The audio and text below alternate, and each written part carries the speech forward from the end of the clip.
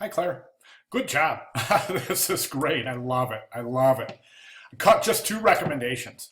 The first has to do with the image. I think this image is probably after 1900. This is Henry Ford's assembly line.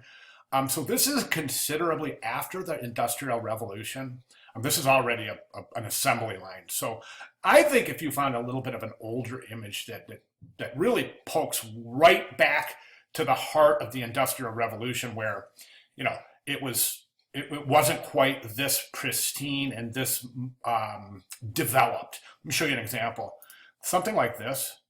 And all I did here is I just image searched for Industrial Revolution, but this one is depicting this factory, and it's actually showing child labor and these really weird things that happened in the dawn and in the early, well, actually the first 80, maybe 100 years of the Industrial Revolution, where all this weird stuff was happening with kids and just, let me show you some other images that are here. This is a really interesting one too. This is really old, but it definitely depicts Industrial Revolution, and there's a great one right there. Kids, child labor, kids working in factories. Really hearkening back to how the Industrial Revolution, here's an interesting one, how the Industrial Revolution changed the landscape of, of cities, where people are moving into cities to get these jobs, even though they're unsafe jobs, child labor, filthy conditions. And but nonetheless, it was better than the farming and the pastoral settings and the actual rural landscape that most people lived in. This was, remember, Industrial Revolution is where everybody moved into the cities to get these jobs. So here's a great one right here too. So I think just going back to something a little bit older than this would really, really be great. Okay. Other than that, the quote looks great.